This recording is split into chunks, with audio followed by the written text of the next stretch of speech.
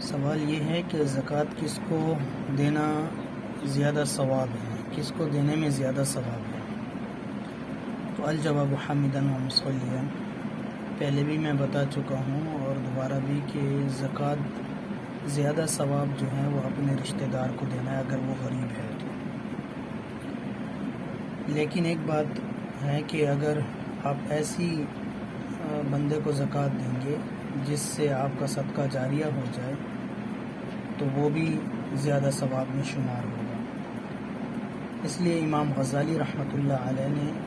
احیاء العلوم میں لکھا ہے کہ زکوٰۃ وغیرہ دینے کے لیے ایسے دیندار لوگوں کو تلاش کریں جو دنیا کی طمع اور طلب کو چھوڑ کر آخرت کی تجارت میں مشغول ہوں۔ اور انہوں نے اپنی کتاب میں نقل کیا ہے کہ نبی اکرم صلی اللہ علیہ وآلہ وسلم کا مبارک ارشاد ہے کہ تم پاک غذا کھاؤ اور پاک لوگوں کو کھلاؤ۔ نیز یہ بھی ارشاد فرمایا ہے کہ نیک کام کرنے والوں ہی کو اپنا کھانا کھلاؤ، کیونکہ کہ وہ لوگ اللہ تعالیٰ کی طرف متوجہ ہیں، اور جب ان لوگوں تنگ دست ہوں گے ان کی توجہ ہٹے گی، تو لہٰذا دنیا داروں کو اگر دیں گے تو ایسا نہیں ہے۔ ایسے ہزاروں افراد ہیں جو دیندار ہیں، تو ان کو دینا اہل علم کو خاص طور پر، کیوں؟ اس لیے کہ وہ علم کی حصول میں مشغول رہتے ہیں، اور ایک تو ثواب آپ کو زکوٰۃ کا ملے گا، دوسرا آپ کے لیے صدقہ جاریہ ہے۔ جو طالب علم آپ کی زکوٰۃ سے پڑھیں گے، لکھیں گے، کھائیں گے، پیئیں گے، علم حاصل کریں گے تو دوبارہ وہ پڑھائیں گے تو آپ کا صدقہ جاریہ چلتا رہے گا۔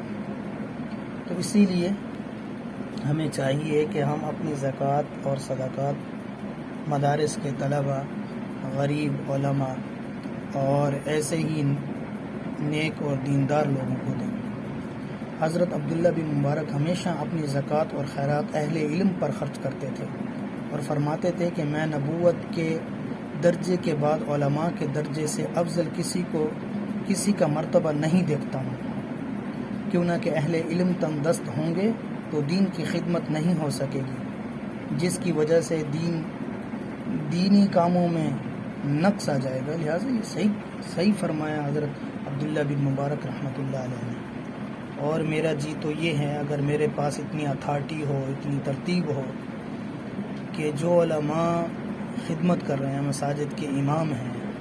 اور اسی طرح مدارس میں مدرسین ہیں،